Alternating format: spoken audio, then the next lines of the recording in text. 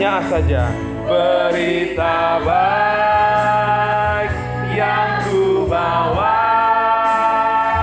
dari Bapa-Ku di surga. Amin. Berilah dirimu, didamaikan segera, didamaikan dengan Allah.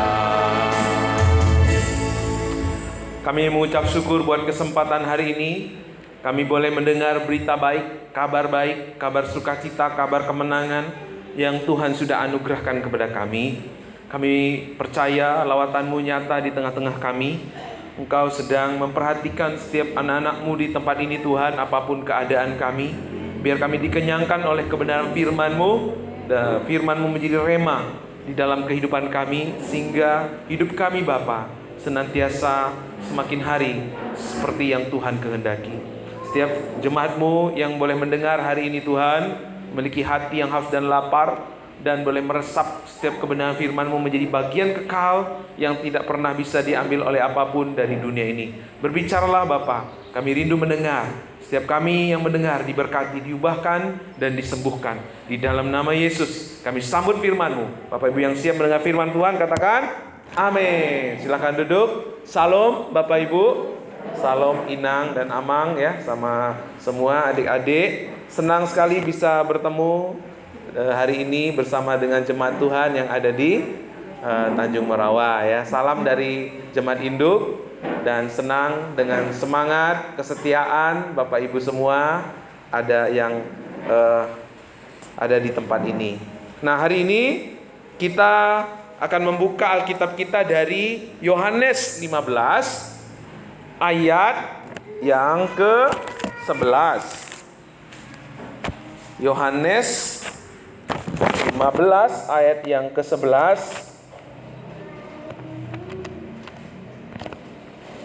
Lukas, maaf ya, maksud saya Lukas. Saya salah. Lukas 15 ayat yang ke-11. Kita akan baca Alkitab ini secara silih berganti. Lukas 15 ayat yang ke-11 nanti sampai ayat yang ke-32. Agak panjang, gak apa-apa ya, kita bangkit berdiri. Yuk. Saya baca ayat 11, Bapak Ibu akan baca ayat yang ke-12. Yesus berkata lagi, ada seorang mempunyai 2 anak laki-laki. Maka yang menyusu kepada ayahnya, Bapa, berikanlah kepadaku bagian harta milik kita yang menjadi haknya. Lalu ayahnya membagi-bagikan harta kekayaan itu di antara mereka. Beberapa hari kemudian anak bungsu itu menjual seluruh bagiannya itu, lalu pergi ke negerinya yang jauh. Di sana ia memboroskan harta miliknya itu dengan hidup berpoya-poya. Setelah dihabiskannya semuanya, timbullah bencana kelaparan dalam negeri itu, dan ia mulai melarat. Lalu ia pergi dan bekerja pada seorang majikan di negeri itu. Orang itu menyuruhnya ke ladang untuk menjaga babi-babinya. Lalu ia minum isi perutnya dengan ampas yang menjadi makanan babi itu, tetapi tidak seorang pun yang memberikannya kepadanya. Lalu ia menyadari keadaannya, katanya, betapa banyaknya orang upahan Bapakku yang berlimpah-limpah makanannya, tetapi aku di sini mati kelaparan. Aku akan bangkit dan pergi kepada Bapakku dan berkata kepadanya, Bapa, aku telah berdosa terhadap surga dan terhadap Bapa.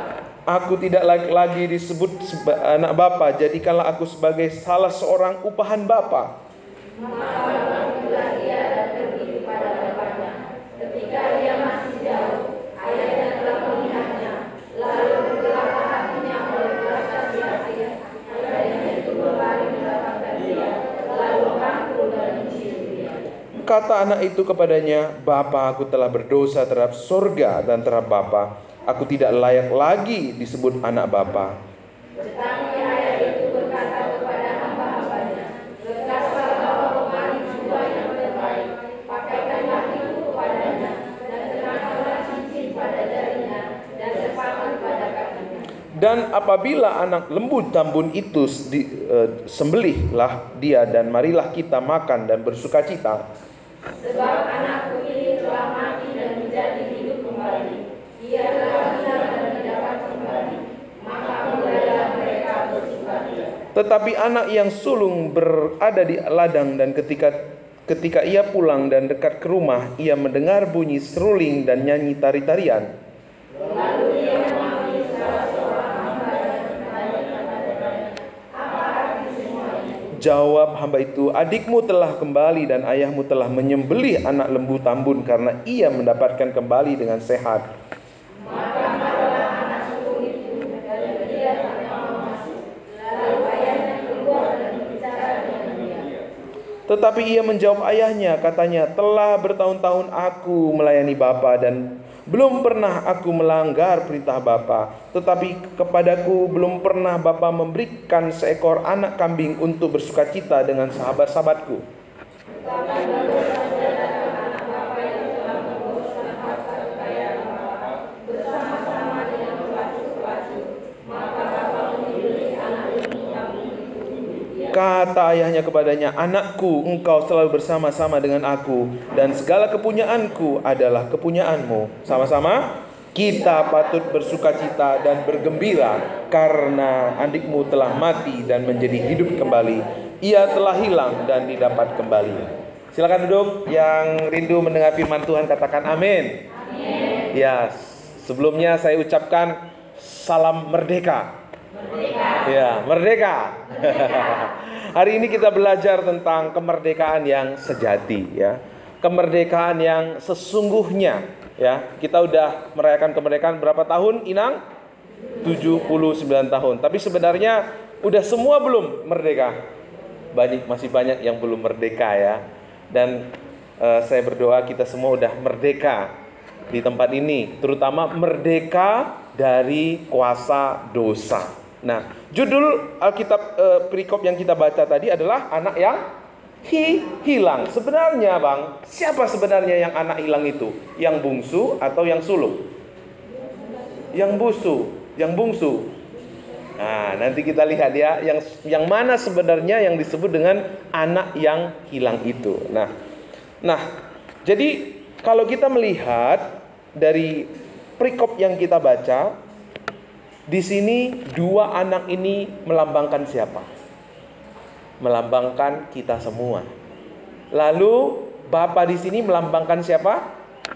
Bapa di surga, ya. Ada dua anak yang menggambarkan saudara dan saya. Nah, kita lihat gambaran yang pertama, yaitu anak yang sulung. Anak yang sulung ini anak yang baik enggak? Siapa yang melihat anak sulung ini adalah anak yang baik? Boleh angkat tangan. Baik ya? Setuju nggak? Rajin, baik, dambaan banyak orang tua punya anak seperti ini. Tidak melawan, bekerja, membantu, mengabdi sama bapaknya, ya. Tapi saudara, anak yang pertama ini, yang sulung ini adalah anak yang menggambarkan orang yang beragama. Orang yang digambarkan oleh anak sulung ini adalah orang yang hidup beragama. Agama itu baik enggak? Baik, kelihatannya baik, tapi belum tentu benar. Baik belum tentu benar, ya. Makanya ketika Bapak Ibu ada di tempat ini, banyak gereja-gereja, jangan berkecil hati. Jadilah gereja yang hanya tidak sekedar beragama. Amin, Bang. Tapi jadilah gereja yang menyatakan kemerdekaan yang Kristus sudah kerjakan. Aduh, di sini banyak banget gereja, Pak, susah banget. Jadilah gereja yang berbeda. Gereja yang tidak hanya beragama, tetapi jadilah gereja yang membawa kemerdekaan buat banyak orang. Yang setuju katakan amin. Ya, ini yang Tuhan ingin kerjakan melalui gereja ini. Ini yang Tuhan sedang kerjakan melalui Bapak Ibu Saudara yang ada di tempat ini. Menjadi gereja yang membawa kemerdekaan yang sejati. Nah, anak sulung ini adalah orang yang tampaknya baik, secara peraturan, secara etika, dia itu baik. Kalau kita lihat nanti di ayat-ayat yang berikutnya, dia ini anak yang baik, rajin bekerja. Tidak seperti anak yang bungsu, belum apa-apa minta harta sama bapaknya. Ia rajin bekerja. Tetapi ya itu kalau bahasa Alkitabiahnya itu orang yang legalistik. Orang yang legalistik itu adalah orang yang bersandar kepada peraturan-peraturan, kepada moral-moral, kepada etika, supaya dia mendapatkan sesuatu dari Tuhan. Semua agama di dunia ini mengajarkan begitu, betul ya? Kamu kalau puasa nanti dapat amal. Kalau kamu sedekah nanti kamu dapat apa? Berkat. Semua agama di dunia ini mengajarkan seperti itu, tapi Injil berbeda. Nanti kita lihat bedanya di mana. Nah, si sulung ini menggambarkan orang yang beragama, menyandarkan berkatnya, menyandarkan hidupnya kepada perbuatannya, kepada usahanya, kepada kebaikannya. Tapi saudara, orang yang seperti ini akan jatuh di dalam dosa yang namanya sindrom better than. Merasa dia lebih baik dari orang lain. Saya lebih hebat dari kamu. Saya lebih diberkati dari kamu. Akhirnya orang yang seperti ini cenderung apa? Menghakimi. Ketika ada orang yang tidak setaat dia, sebaik dia akan menghakimi. Kenapa ya doaku belum dijawab? Itu makanya kamu jangan jadi anak Tuhan yang pemalas. Nah, jadi orang yang menghakimi. Lalu yang kedua yang akan terjadi, orang yang seperti ini akan memiliki yang namanya mental jasa. Makanya tadi ayat yang ke-28, maka marahlah anak sulung itu dan ia tidak masuk, lalu ayahnya keluar dan berbicara dengan dia. Marah ketika anaknya diperlakukan seperti itu, dia nggak terima. Dia merasa lebih berjasa dari adiknya. Seharusnya bapak itu lebih mengutamakan saya daripada adik saya. Bapak ibu bisa melihat yang terjadi di sini. Mental jasa. Melakukan ketaatan, kebaikannya digunakan sebagai alat untuk membuat Tuhan berhutang kepada dia. Inilah yang terjadi kepada orang Kristen yang hanya beragama. Tuhan, saya sudah setia beribadah, saya sudah setia memberi persembahan. Tuhan dengar dong doa saya. Tuhan jawab dong pergumulan saya. Pergumulannya tidak dijawab-jawab Tuhan. Doanya belum dijawab Tuhan. Akhirnya ngambek dan marah sama Tuhan. Kecewa sama Tuhan. Tuhan, aku gak mau lagi doa-doaan. Aku gak mau lagi melayani. Percuma Tuhan gak jawab doaku. Malahan si Anu baru gereja kemarin doanya langsung dijawab Tuhan. Apa-apaan Tuhan ini? Kita menjadi orang Kristen yang hitung-hitungan. Kita menjadi orang Kristen yang bermental jasa. Aku udah banyak melayani di gereja ini. Masa gereja gak perhatikan saya? Nah, karena apa? Hubungannya dengan Tuhan pun transaksional. Maka hubungannya dengan gereja juga transaksional. Apa artinya transaksi? Jual beli. Kalau dengan Tuhan juga begitu, dengan gereja apalagi? Dengan suami apalagi? Dengan istri apalagi? Aku udah kasih kamu uang masakin aku. Masa kamu istri begini sih, begitu sih? Ini aja gak bisa. Istri juga begitu nuntut ya. Akhirnya tuntut menuntut. Ada damai nggak di rumah tangga seperti itu? Nggak akan bisa harmonis seperti Pak Hutabar, Pak Purba ya, harmonis melayani bersama-sama, nggak bisa, ya kan? Di rumah aja tuntut menuntut. Kamu maunya begini. Nah, karena apa? Hubungannya dengan Tuhan pun tuntut menuntut, hubungan dengan manusia pun tuntut menuntut. Apalagi juga dengan pendeta. Tapi di sini nggak ya? Makanya pendetanya diberkati gemuk luar biasa ya. Amin, puji Tuhan. Nah, orang yang hanya beragama, ciri khasnya apa? Sulit menerima dan mengampuni orang lain. Ya namanya kita ini berjemaat, hidup bersama-sama. Kalau kita hidup bersama-sama, mungkinkah nggak ada gesekan? Pasti ada gesekan, ada senggol-senggolan. Tapi buat orang yang hanya beragama, senggolan itu, gesekan itu bisa membuat dia tidak lagi mau datang kepada Tuhan.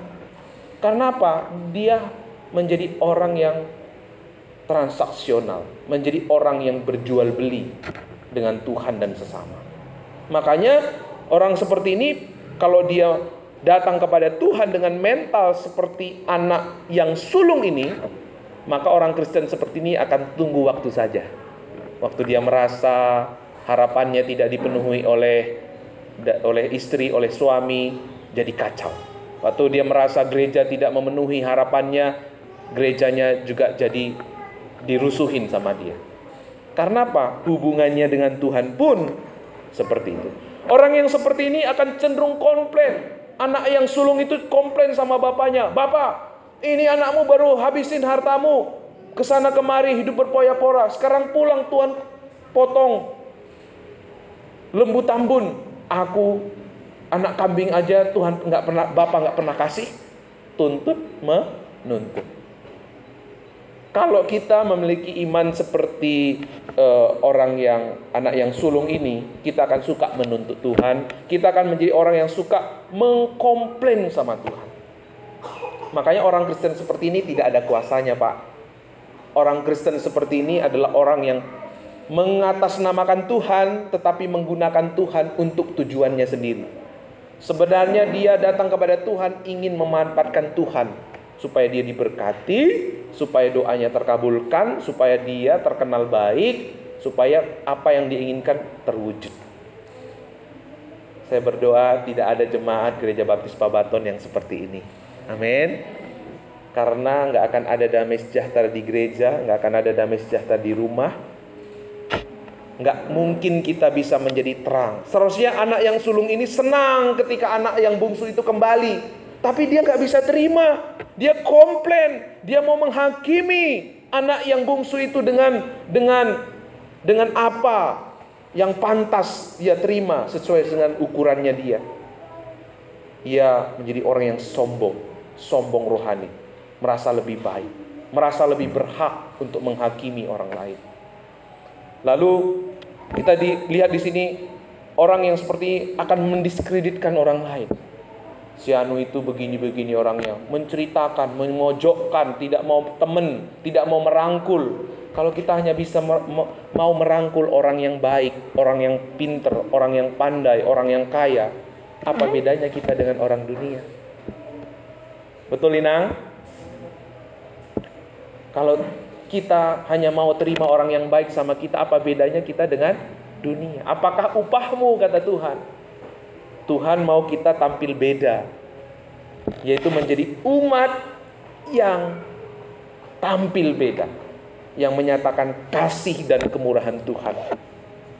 Pada waktu dia berhasil, lebih diberkati, dia akan menjadi orang yang sombong. Dan pada waktu ia belum diberkati, orang lain lebih diberkati, dia akan menjadi orang yang minder, marah, komplain sama Tuhan. Jadi waktu saya beragama, waktu saya lebih taat dari Bang Purba, saya akan menjadi orang yang merasa lebih hebat, lebih baik, sombong, dan suka menghakimi. Tapi waktu terlihat Bang Purba lebih baik, saya akan menjadi orang yang munafik. Karena saya kepingin terlihat baik seperti Bang Purba. Jadi waktu taat dosa, waktu tidak taat juga dosa. Maju mundur kena. Itulah orang yang beragama. Kira-kira orang yang seperti ini merdeka nggak, Bapak Ibu? Orang yang seperti ini adalah orang yang terikat. Sebenarnya orang yang beragama itu sulit untuk bertobat. Makanya kalau Bapak Ibu lihat nanti di 15 ini, 11 sampai 32 ini, nggak ada kata di mana si sulung ini bertobat. Karena yang paling sulit menobatkan adalah orang yang beragama. Dia pikir dia sudah benar, makanya dia nggak butuh pertobatan. Padahal siapa yang Tuhan cari, Pak? Yang Tuhan cari siapa? Tuhan mencari yang terhilang, yang menyadari keadaannya. Tuhan meninggalkan 99 ekor domba yang tidak membutuhkan pertobatan. Dia mencari orang yang membutuhkan pertobatan. Makanya orang yang beragama itu sulit untuk bertobat karena dia pikir dia sudah benar. Padahal dia menggunakan agama itu hanya sebagai tameng. Bilang, colek dulu samping kiri dan kanannya dan depannya. Jangan jadikan agama sebagai tameng. Colek. Ayo colek. Supaya bangun. Ayo Inang, bangun Inang, amang gitu. Jangan beragama gitu. Jangan jadi orang yang gunakan Tuhan sebagai tameng gitu ya. Nah, Tuhan mau kita menjadi umat yang tidak hanya beragama ya, tapi menjadi umat yang mengalami rencana Tuhan. Di ayat yang ke-15 29 ayat 29-30, tetapi ia menjawab ayahnya, katanya, telah bertahun-tahun aku melayani Bapa dan belum pernah aku melanggar perintah Bapa. Tetapi kepadaku belum pernah Bapa memberikan seekor anak domba untuk bersukacita dengan sahabat-sahabatku. Tetapi baru saja datang anak Bapa yang telah memboroskan harta kekayaan Bapa bersama-sama dengan pelacur-pelacur. Maka Bapa menyembelih anak lembu tambun itu untuk dia. Anak yang sulung ini komplain.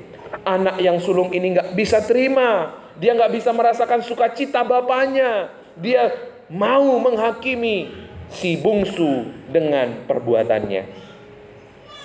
Jadi saudara, ketika kita memiliki mental seperti anak yang sulung, kita gak bisa memenangkan jiwa-jiwa. Kita justru akan menghambat jiwa-jiwa. Kita nggak bisa seperti anak yang sulung ini. Seharusnya dia bersuka cita, adiknya yang hilang telah kembali. Tapi buat orang yang hanya beragama, dia nggak mau tahu. Yang penting buat dia adalah keinginannya tercapai. Dia tetap diperhitungkan. Yang menjadi tujuannya adalah supaya dia terlihat lebih baik dari orang lain, terlebih rohani daripada orang lain. Yang utama buat dia, yang penting orang banyak itu menilai aku dan menghormati aku. Amin. Kita semua tidak ada seperti itu ya. Amin. Buat anak sulung ini yang penting tujuannya terpenuhi. Nggak penting orang pulang bertobat menjadi baik. Yang penting adalah supaya dia terlihat baik, supaya dia diperhitungkan jasa-jasanya. Kalau ada jemaat seperti ini bukan justru memenangkan jiwa, tapi menghalangi jiwa-jiwa. Ngapain itu si anu itu dikunjung-kunjungi sama Pak Pendeta? Dia kan jemaat baru. Seharusnya yang dikunjungi Pak Pendeta kita ini jemaat lama. Nah, seharusnya Bapak Ibu yang merasa jemaatnya lama harus mengunjungi yang baru, tidak hanya Pak Pendeta yang kunjungan. Sehingga mereka dirangkul. Waktu datang ke gereja ini tidak merasa asing, tapi dirangkul. Mungkin dia masih mabuk, mungkin dia masih judi. Orangnya kita kasihi, perbuatannya kita benci. Jangan, penjudi, pemabuk, jangan deketin gitu ya. Harus dirangkul. Kita terima orangnya, tapi kita tidak terima perbuatan. Doakan, ya, beri motivasi, beri dorongan, beri kesaksian supaya dia tidak lagi hidup di dalam dosa-dosanya. Nah, yang kedua kita lihat orang yang diperbudak yang kedua, yaitu si bungsu. Ya, si bungsu ini orang yang sembrono, bahasa aslinya itu lisensi. Orang yang sembrono, memanfaatkan bapa itu untuk memuaskan keinginannya. Sebenarnya dua-dua sama. Bedanya satu menggunakan ketaatannya, yang satunya menggunakan kebaikan bapaknya untuk kepuasannya dia. Sementang-mentang bapaknya itu murah hati, ya, Dia gunakan kemurahan hati bapaknya itu untuk memuaskan keinginannya. Nah, ia akhirnya menjadi orang yang sembrono. Dia bilang bapaknya, padahal bapaknya sehat nih. Coba bayangkan, Inang, kalau ada bapak-bapak masih sehat ya. Bapak anaknya bilang, Amang, bagikan dulu harta yang menjadi bagian milikku. Kira-kira Amang yang di belakang gimana perasaannya kalau ada anak seperti itu ya? Padahal masih sehat, masih gagah. Bagikan dulu harta yang menjadi bagianku. Gimana Amang-amang? Kira-kira marah atau senang kalau ada anak seperti itu? Atau traktir langsung, ayo kita minum tuak sama-sama dulu gitu. atau ayo kita makan BPK dulu gitu ya. Pasti marah. Karena apa? Anak ini nggak sopan.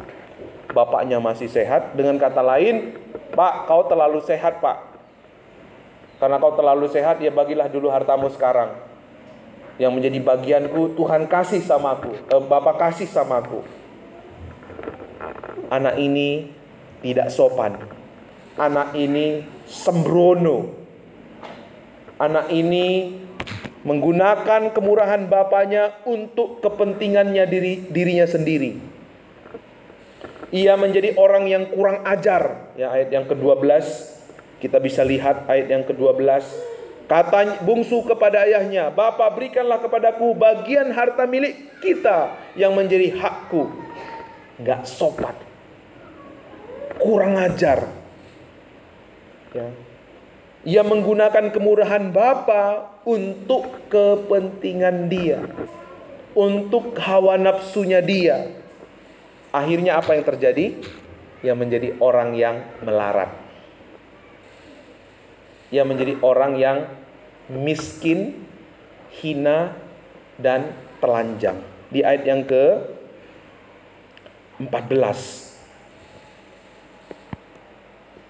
Setelah dihabiskan semuanya itu, timbullah apa Bapak Ibu? Bencana kelaparan. Lalu ia bekerja pada seorang majikan di negeri itu. Orang itu menyuruh ke ladang untuk menjaga babi-babinya. Lalu ia ingin mengisi perutnya dengan ampas yang menjadi makanannya babi itu, tetapi tidak seorang pun apa Bapak Ibu? Memberikan kepadanya. Dengar baik Bapak Ibu, kalau kita datang kepada Tuhan, menggunakan Tuhan untuk hawa nafsu kita, hidup untuk memuaskan keinginan kita, memuaskan nafsu kita, pada akhirnya hidup kita akan lebih rendah dari babi-babi. Kenapa? Mana yang lebih berharga di sini? Waktu babi-babi itu makan, dia masih boleh makan. Tapi waktu si bungsu ini mau makan, boleh nggak dia makan? Nggak boleh. Artinya apa? Hidupnya lebih rendah daripada babi-babi. Orang yang hidup untuk dirinya sendiri, untuk hawa nafsunya, untuk kepentingannya, untuk keinginannya, endingnya dia akan lebih rendah daripada binatang. Dan Tuhan memanggil Bapak Ibu Saudara di tempat ini menjadi umat kepunyaannya, bukan umat yang derajatnya lebih rendah daripada binatang-binatang. Amin. Karena itu Saudara, mari kita belajar bersama-sama agar kita tidak menjadi seperti anak yang bungsu ini. Sembrono. Tuhan kita kan murah hati. Tuhan itu kita akan penuh kasih. Gak apa-apalah kita hidup dalam dosa. Nanti tinggal minta ampun sama Tuhan. Nanti kita tinggal bilang sama Tuhan, Tuhan ampun ya. Beres, Tuhan mengampuni dosa kita. Kalau kita menjadi umat yang seperti itu, kita akan menjadi orang yang lebih rendah daripada binatang. Bilang dulu sama samping kirinya, kamu jangan lebih rendah dari binatang gitu ya. Colek-colek, cubit-cubit ya. Di depannya, di belakangnya ya, boleh saling mengingatkan ya. Nah, Bapak Ibu Saudaraku yang dikasihi Tuhan, ada satu rongga kosong dalam hati kita, dalam hati manusia, yang gak pernah bisa diisi oleh uang. Ada satu rongga dalam hidup kita yang gak pernah bisa diisi oleh mobil, gak pernah bisa diisi oleh rumah. nggak pernah bisa diisi oleh pasangan kita. Hanya bisa diisi oleh Tuhan. Maka selama kita mau mengisi, Tuhan, kalau aku punya rumah, kalau aku punya jabatan, kalau aku punya emas berantai-rantai, bergeram-geram, mungkin hidupku akan bahagia. Tapi waktu punya, ternyata sama. Banyak orang kesaksian, dulu aku berpikir kalau aku punya jabatan, aku hidupku nggak akan seperti ini. Tapi waktu dia udah punya jabatan, udah punya harta, kok tetap ya ada yang kurang ya. Karena ada satu rongga kosong dalam hati kita yang nggak pernah bisa diisi oleh apapun dari dunia ini selain oleh siapa? Tuhan. Maka jangan jadikan Tuhan untuk kita mencapai keinginan kita, mencapai nafsu kita, mencapai cita-cita kita. Tetapi biarlah kita digunakan Tuhan untuk menggenapi maksud-maksud Tuhan. Kita dipakai Tuhan untuk menggenapi rencana Tuhan. Waktu kita mengejar arti hidup kita melalui harta, melalui jabatan, melalui kenikmatan dunia, di situ kita kehilangan makna dan arti kebahagiaan hidup kita yang sesungguhnya. Tetapi justru waktu kita memberi hidup kita untuk Tuhan, kita membiarkan Tuhan memakai hidup kita untuk rencananya, untuk kehendaknya, untuk rencananya dalam hidup kita. Justru di situ kita menemukan arti kebahagiaan, damai sejahtera yang sesungguhnya. Yang percaya katakan amin. Maka di sini Tuhan memberi perumpamaan ini, sebenarnya Tuhan mau menunjukkan sikapnya kepada orang yang berdosa, orang yang ada di bawah perbudakan. Apa sikap Bapa kepada orang yang ada di bawah dosa, kepada orang yang sadar dia membutuhkan pertobatan, kepada orang yang hidup untuk dirinya sendiri. Nih lihat Bapak Ibu, orang yang menyadari keadaannya seperti si bungsu ini, dia sadar mau makan aja susah, lalu dia ingat keadaan bapaknya. Di rumah bapakku banyak makanan, orang-orang yang kerja di sana makan sepuasnya. Aku akan kembali ke rumah Bapa dan aku akan menjadi salah seorang dari pekerjanya. Disitulah hidupnya dipulihkan. Dan orang yang Tuhan cari adalah orang-orang seperti si bungsu ini, orang yang menyadari keadaannya. Tuhan, tanpamu aku tidak punya arti. Tanpamu aku tidak menemukan kebahagiaan. Tanpamu aku melarat, miskin dan hina. Aku butuh Engkau lebih daripada hartaku. Aku butuh Engkau lebih daripada jabatanku. Aku butuh Engkau lebih daripada pengakuan dan kehormatan dunia. Di saat itulah saudara akan menemukan Kristus yang memberikan kemerdekaan sejati dalam hidup saudara. Amin. Maka waktu saudara paham ini, saudara akan melihat orang-orang yang membutuhkan pertobatan itu siapa. Saudara kan peka, orang ini sedang ada di dalam titik terendahnya, dia butuh pertobatan. Kalau Tuhan mencari orang-orang demikian, juga saudara dan saya harus mencari orang-orang demikian. Orang yang sedang ada di titik terendah dalam hidupnya. Karena di dalam titik terendah, di dalam lembah kekelaman itulah sering sekali orang menemukan Yesus di sana. Jangan cari orang yang banyak duitnya, jangan cari orang yang pinter, cari orang.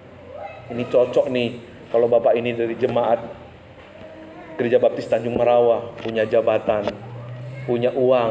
Kalau jadi jemaat kita keren gitu ya. Carilah orang-orang yang ada di titik terendah. Tuhan mencari orang-orang yang demikian. Karena itu Tuhan menunjukkan sikapnya. Yang pertama, kita melihat kasih Bapa selalu menanti dan mengampuni terhadap para pendosa. Ya, dikatakan di ayat yang ke-15, ia pergi kepada bapaknya yang masih jauh hatinya oleh belas kasihan ayahnya itu, berlari mendapatkan dia, lalu merangkul dan mencium dia. Ya, di ayat yang ke-20 saudara, di sini kita melihat ya, bapaknya itu ternyata selama ini menanti anaknya. Bapaknya ternyata selama ini menunggu anaknya. Itu artinya apa? Bapa tangan Bapa selalu terbuka kepada setiap orang yang berdosa.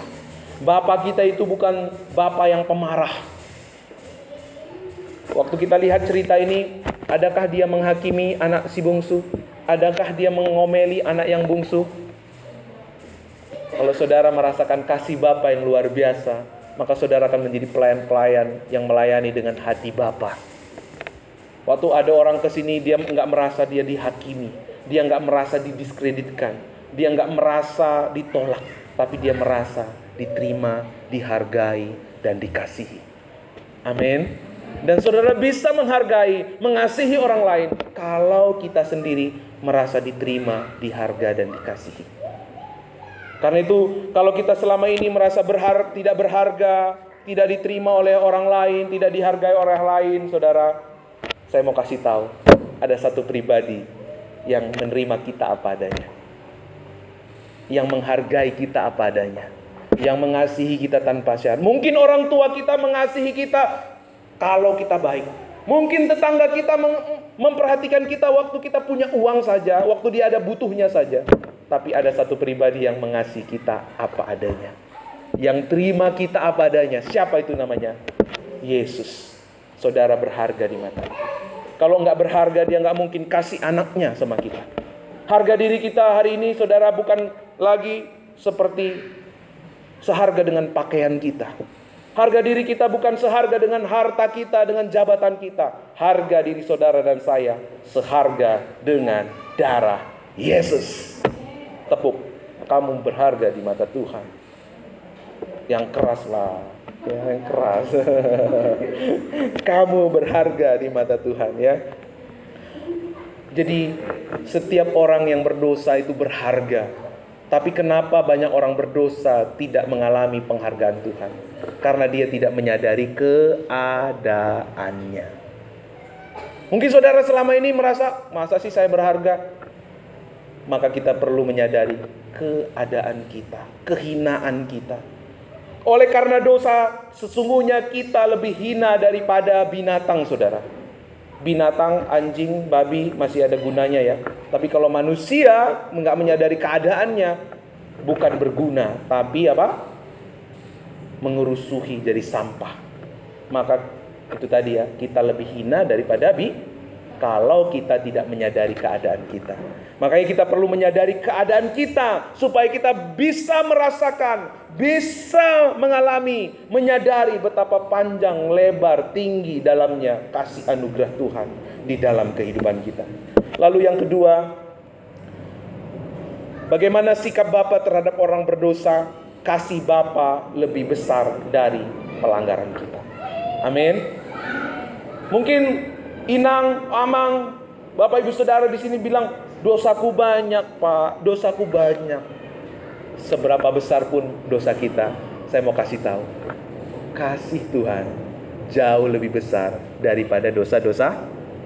Waktu anak yang bungsu itu pulang dari jauh, bapaknya udah lihat, dia tidak menunggu, tetapi dia berlari. Itu menunjukkan kasihnya lebih besar daripada pelanggaran anaknya. Waktu dia berlari, dia mendapatkannya. Dia tidak hanya salaman, "Oh, kamu datang juga ya, baru tahu kamu rasain." Dia nggak bilang begitu. Tapi waktu anaknya itu datang, si bungsu itu dia peluk, dia cium. Ingat loh, dia dari mana? Dari kandang babi. Makan aja susah, apalagi mandi. Betul nggak? Dicium, dipeluk oleh bapaknya. Itulah kasih Bapak saudara dan Bapak saya. Kasihnya jauh lebih besar dari dosa, kelemahan, dan pelanggaran kita. Amin. Inilah kasih yang saudara miliki di dalam Yesus Kristus. Kalau saudara sadar bahwa kasih Tuhan itu lebih besar, maka saudara punya kekuatan untuk selalu datang kepada Tuhan. Makanya dikatakan, oleh kasih karunia kamu diselamatkan, bukan karena perbuatanmu. Kenapa selalu diingatkan karena kasih karunia? Supaya kita tidak melihat perbuatan kita. Karena kalau kita melihat perbuatan kita, iblis akan mendakwa. Ibu, doamu gak dijawab Tuhan. Kamu belum taat. Kamu masih banyak dosanya. Tapi waktu kita mengingat kasih anugerah kebaikan Tuhan, di situ kita punya kekuatan untuk selalu datang kepada Tuhan. Tuhanku baik, Tuhanku penuh kasih. Itu yang selalu memampukan kita untuk datang kepada Bapa. Itu yang selalu waktu kita datang kepada Bapa, di situ kita dipulihkan. Di situ kita dibaharui. Di situ kita menemukan jawaban atas setiap pergumulan kita. Yang ketiga, Bapak Ibu, yang terakhir. Apa sikap Bapa kepada para pendosa? Yang ketiga, kasih Bapa saja yang bisa memerdekakan hidup kita, mengangkat dan memulihkan hidup kita. Apa yang terjadi di ayat 15, di ayat yang ke-22, 24, Bapak Ibu bisa baca. Di situ dikatakan, kita baca saja ya, 1, 2, 3. Tetapi ayat itu berkata kepada hamba-hambanya, lekaslah bawa kemari jubah yang terbaik, pakaikanlah itu kepadanya, dan kenakanlah cincin pada jarinya, dan sepatu pada kakinya, dan ambillah anak lembu tambun itu, sembelihlah dia, dan marilah kita makan dan bersukacita. Apa arti semuanya ini Bapak Ibu? Hanya di dalam Yesus Kristus kita dimerdekakan. Ketika anak ini pulang, ia dipakaikan apa Bapak Ibu? Jubah yang terbaik. Kata asli di sini adalah proton. Itu pertama, terbaik, ya. Yang lalu setelah itu apa? Dia memberikan apa? Cincin. Cincin itu apa? Lambang kekuasaan. Jubah itu bicara tentang identitas. Kasut itu berbicara tentang perjalanan yang baru di dalam hidup anak ini. Musim yang baru di dalam kehidupan anak yang sulung. Makanya bapaknya bilang, anakmu yang mati telah hidup kembali. Hanya di dalam Yesus kita menemukan hidup kita yang kembali. Semua di sini sudah di dalam Yesus, amin. Saudara-saudara yang semua yang sudah ada dalam Yesus, saudara adalah orang yang tadinya mati, sekarang saudara adalah orang yang menerima hidup saudara kembali. Identitas yang semula dipulihkan, yang lama sudah berlalu, sesungguhnya yang baru sudah datang. Tuhan ubah kita menjadi pribadi yang baru. Kita ini bukan pribadi yang sekedar diadopsi, dalam bahasa asing adopsi, tapi kita ini adalah orang yang dilahirkan kembali. Tuhan tidak lagi mengingat pelanggaran-pelanggaran kita. Tuhan tidak lagi mengingat kesalahan-kesalahan kita. Yang Tuhan pandang adalah kita yang ada di dalam Kristus. Tuhan tidak lagi melihat dosa kita. Ini dosa, ini kita. Tuhan tidak lagi melihat kita, tapi Tuhan melihat Yesus Kristus yang menutup kita dengan darahnya yang suci. Kita menjadi ciptaan yang baru. Keadaan kita dipulihkan. Maka waktu anak yang sulung ini, si bungsu ini, menyadari kehinaannya, kemiskinannya, kelemahannya, ia datang kepada Bapa. Disitulah dia mengalami kemerdekaan yang sesungguhnya. Bapa memberikan identitasnya kembali. Dia diterima, dihargai, diangkat menjadi anaknya. Saya mau tanya, kalau anak yang sulung ini, kalau anak yang bungsu ini, apa kira-kira yang akan dia lakukan ketika dijahati orang? Apakah dia akan membalas? Apa kira-kira yang akan dilakukan oleh si bungsu ini ketika ia direndahkan? Apakah dia akan marah dan ngambek lalu lari dari bapaknya lagi? Apakah yang akan dilakukan oleh anak si sulung ini ketika mungkin ada temannya datang, ayo kita minum-minum lagi, ayo kita berpesta-pesta lagi. Kira-kira dia masih mau nggak? Maka dulu kalau anak yang sulung si bungsu ini digerakkan oleh keinginannya, sekarang dia lagi tidak digerakkan oleh keinginan. Dia punya kekuatan baru untuk melawan keinginannya. Karena apa? Dia sudah merasakan kasih Bapa. Dia sudah mengalami kasih Bapa. Bahwa ia pernah mabuk-mabuk, ia pernah berpesta-pesta, ia pernah dengan pelacur-pelacur, tetapi semuanya membawa hidupnya lebih rendah daripada binatang. Dan waktu dia datang kepada Bapa, dia menemukan hidupnya yang kembali, kebahagiaan sejati. Maka dia punya kekuatan, Bapakku lebih sayang kepadaku. Aku tidak lagi, biarin kamu gak temenin aku, biarin kamu gak menghargai aku. Yang penting aku sudah mengalami kasih, penerimaan, dan penghargaan Bapa di dalam kehidupanku. Amin. Makanya ibu-ibu dan bapak-bapak, supaya anak-anak kita tidak mudah tergoda dengan pergaulan di luar, anak-anak kita harus penuh dengan kasih sayang. Kalau anak-anak itu kenyang dengan kasih sayang, tangki hatinya itu penuh dengan kasih sayang dari papa mamanya, dia gak gampang terpengaruh, dia gak gampang down. Waktu orang luar mengejek dia, birong itu apa? Birong gitu. Dia punya kekuatan untuk tidak sakit hati. Biarin kamu ejek saya hitam, yang penting mama papaku sayang padaku. Biarin kamu ejek aku kecil, biarin kamu ejek aku gendut, yang penting mama papaku sayang sama aku, mentalnya kuat. Dia gak gampang marah, dia gak gampang sakit hati. Ini juga yang Tuhan lakukan dalam hidup kita. Kalau saudara menyadari kasih sayang Tuhan yang begitu besar, saudara menemukan arti hidup saudara hanya di dalam Kristus, saudara tidak akan pernah menjual Kristus lagi. Saudara tidak akan pernah menggantikan Kristus dengan apapun dari dunia ini. Karena tidak ada yang memberi arti dalam hidup kita selain Yesus Kristus sendiri. Haleluya. Ketika kita mengalami kasih Bapa, kita juga tidak akan menjadi sombong lagi seperti anak yang sulung. Kenapa? Saya diterima, saya dapat cincin, saya dapat kasut, saya dapat jubah, bukan karena kebaikan saya, tetapi karena kebaikan Bapa. Dia gak akan sombong. Dia kan gak akan lagi menghakimi. Kalau ada anak seperti dia dulu, dia gak akan menghakimi lagi, tapi dia berbelas kasihan. Dia akan cerita, dia akan bilang, kamu tahu gak, aku dulu juga kayak kamu, dan itu gak ada artinya. Aku sudah lewatin apa yang kau lakukan, apa yang kau inginkan, dan semuanya itu sia-sia. Aku hancur, aku binasa, aku miskin, aku hina. Berbelas kasihan. Dia justru bukannya menghakimi, tapi berbelas kasihan, dan bagaimana caranya orang itu tidak mengalami seperti yang dia alami. Walau waktu ada orang yang diberkati Bapa, ya, mungkin lebih daripada dia senang. Kalau orang itu diberkati, saya pun. Kalau dia anak Tuhan, saya juga anak Tuhan. Makanannya apa? Nasi. Dia hirup napasnya apa? Udara, oksigen. Aku juga makan nasi, aku juga oksigen. Kalau dia diberkati Tuhan, saya juga pasti diberkati Tuhan. Tidak lagi iri seperti anak yang sulung ini. Iri ketika adiknya diberkati, kelihatannya lebih diberkati daripada dia. Inilah kemerdekaan yang sesungguhnya. Kemerdekaan agama tidak pernah bisa memerdekakan kita.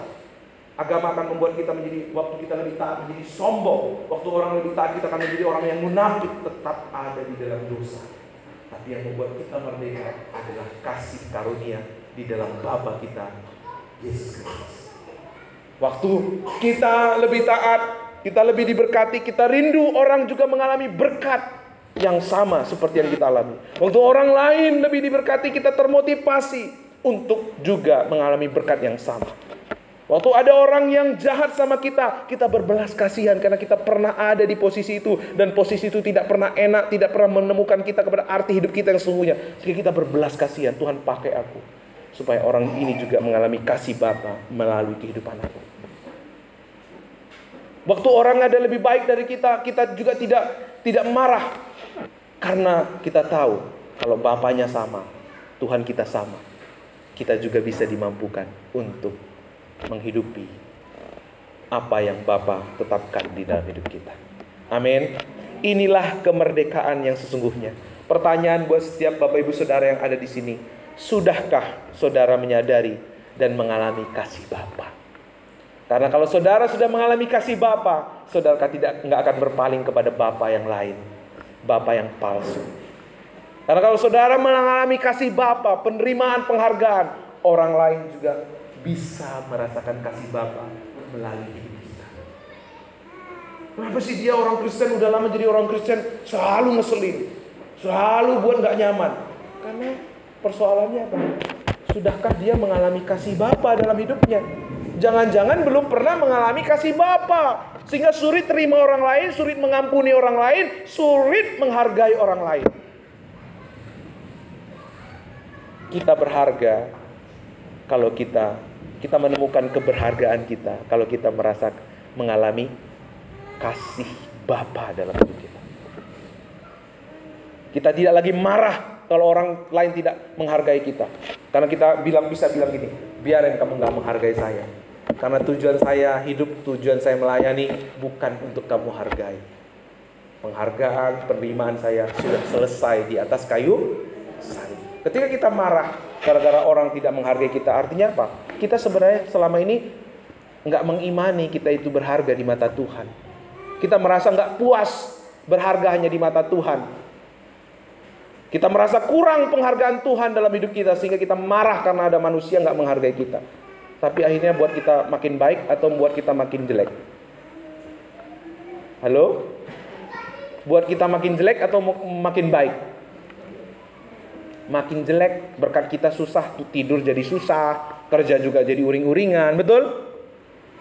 Seharusnya kita kerja dengan sukacita, nggak bisa. Kesehatan kita terganggu nggak? Terganggu. Waktu makan lewat orang yang nggak menghargai kita,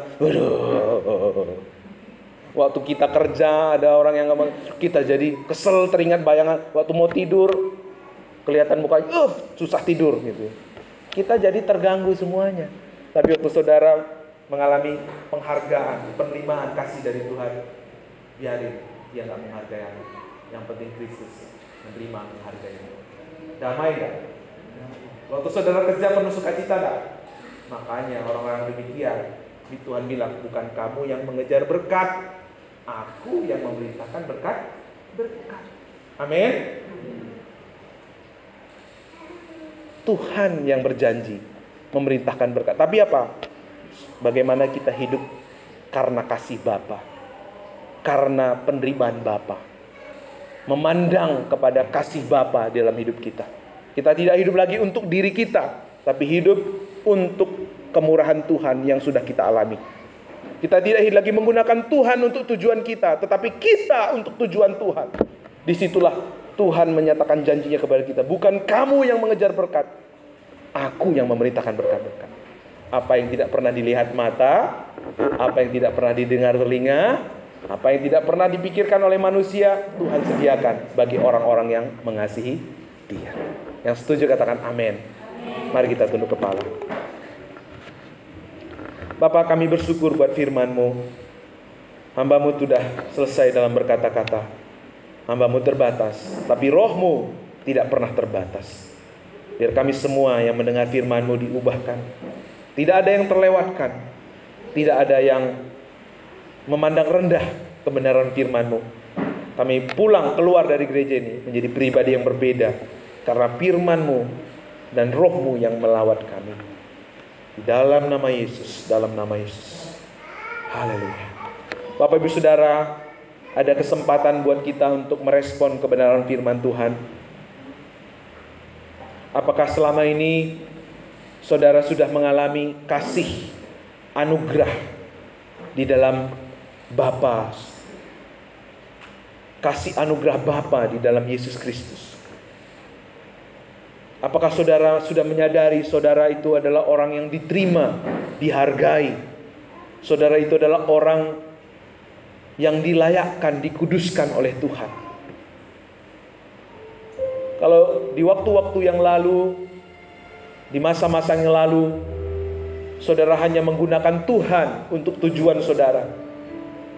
Saudara hanya menjadi orang yang memanfaatkan Tuhan supaya saudara diberkati, supaya doa-doa saudara dijawab Tuhan. Hari ini maukah kita minta ampun kepada Tuhan? Kalau di waktu-waktu yang lalu kita suka menjadi orang yang bertransaksional, berjual beli, melakukan ketaatan, melakukan kebaikan supaya Tuhan melakukan sesuatu kepada kita. Mari kita minta Tuhan membaharui hati kita. Mari kita minta Roh Kudus-Nya membaharui hidup kita.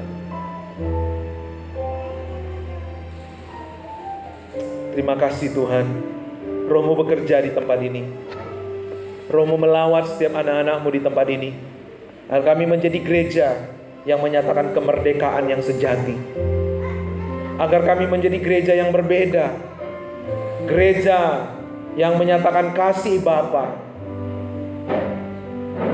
Mungkin ada di antara Bapak Ibu Saudara yang selama ini sulit mengampuni, sulit